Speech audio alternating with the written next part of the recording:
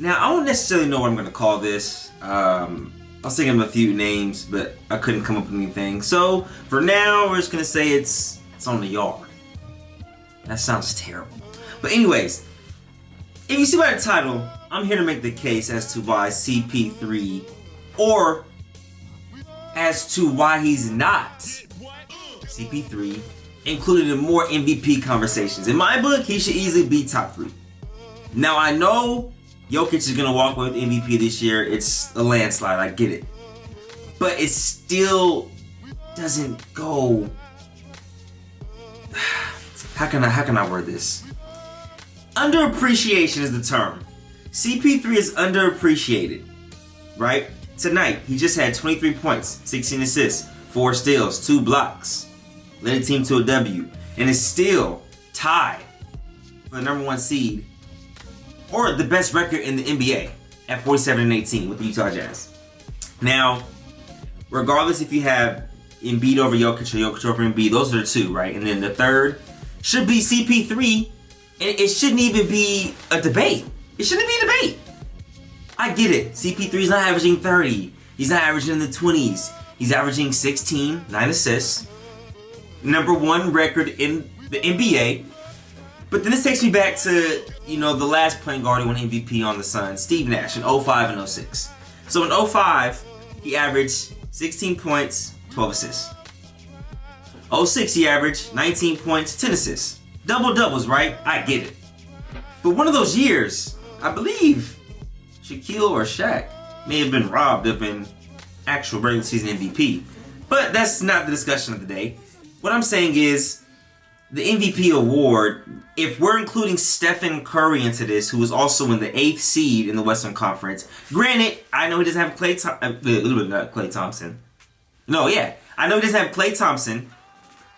And I know he's working with a lot of nothing. No, I can't even say that. Hey, he has a solid team over there, okay? He's just missing one of his right-hand mans. Or right-hand man. There's no way you could put Stephen Curry in this conversation when you have people who are winning above him at a high rate. This season, although Steph is cooking this season, don't get me wrong, Steph is in his bag. I understand, I get it. But you can't put him over Chris Paul. You can't put him over Joel Embiid. You can't put him over Giannis. You can't put him over Jokic. I'm sorry. And I love Steph's game. But you can't, the hype you could put him over. But morally, when you watch the game and know and understand what the MVP entails, you cannot put him over any of those people. Granted, the year Russell Westbrook won MVP for average triple-double, I know I'm going all over the place right now, but it's going to make sense. The year Russell Westbrook averaged a triple-double, the first year, and won MVP, I think they were the 6th seed, and that was the year after, was it the year after KD left to the Warriors? So it made a storyline. MVP is about storyline. And CP3 technically doesn't fit the storyline narrative. Let's take it back to last year. The Suns didn't even have a shot at making the playoffs if it wasn't for the bubble and the play-in games for the bubble, right? They had to go 8-0 to give themselves a shot. They went 8-0. Kudos to them. So you're sitting here telling me, without Chris Paul on that team right now, they'll be the number 1 seed still. Someone had the audacity to tell me when Chris Paul sits on the bench, they have a higher offensive rating. That is amazing. But that doesn't necessarily equate to winning. You get what I'm saying? Devin Booker, great player. That's my dog. Excellent player. Him getting CP3 next to him only elevates his game even more. If you don't notice that when you watch the game and watch the knowledge that CP3 is dropping on these cats, man, and it's only been 1 year. CP3 only been there 1 year. He came from OKC, who actually did low-key better with CP3 than they did with Russ, record-wise. Then goes from that team, literally joins the Phoenix Suns, who weren't even in the playoff race. Well, okay, the bubble. They were in the bubble playoff race. Takes them to the number 1 team in the league. Leadership. Right? Key trait. But the MVP race, people pay attention too much to statistics sometimes. 16 points, 9 assists is still a great stat line, but it's not an MVP stat line in the words and the eyes of many. I'm not saying he should win MVP, I'm just saying we gotta put more respect on his name. CP3 should be in the top 3 of the MVP race, an MVP conversation, undebatable. Or non-debatable. However you freaking say it, it's not debatable. I'm sorry. In this whole conversation, I brought stats up, but that's not even the basis of my argument. The basis of my argument is this.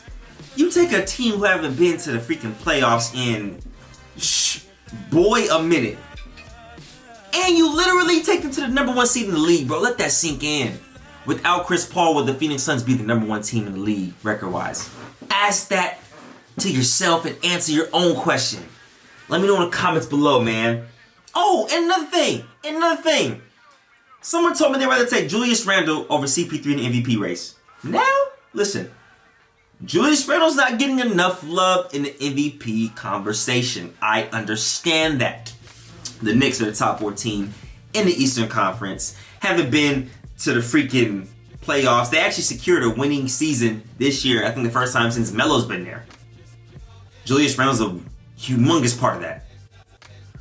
But if we're sitting here saying you would take Julius Randle in MVP conversation over CP3, that's underappreciating the art, underappreciating the work, underappreciating the leadership, underappreciating the winning culture CP3 brings to every team he goes to. He doesn't have an NBA championship. Those are hard to get. AI, Charles Barkley. Steve Nash. Karl Malone, John Stockton, players who are great but don't have rings. That doesn't mean you're not a winner, though. Only the elite of the elite of the elite win rings in a prime, bruh. Seriously. So, I'm going to just end this video saying this, man. CP3, in my book, is the top 3 of this MVP candidate race. Jokic is going to win, but I feel like CP3 and Joel Embiid can still fight for that number 2 spot, 2 and 3 spot. Y'all call me crazy in the comments, call me what you want, but you can't call me, you can't call me, you know my number, but couldn't think of any, analogy I wanted to use there. But yeah! CP3, top 3 MVP in MVP conversation. Yeah, put some respect on his name, man. That's all this video is for. Just put some respect on his name. I'm tired of everybody whenever I tweet it saying, bro, you sound stupid, bro. This, that, blah, blah, blah, blah, blah, blah. If you don't watch basketball, just say that.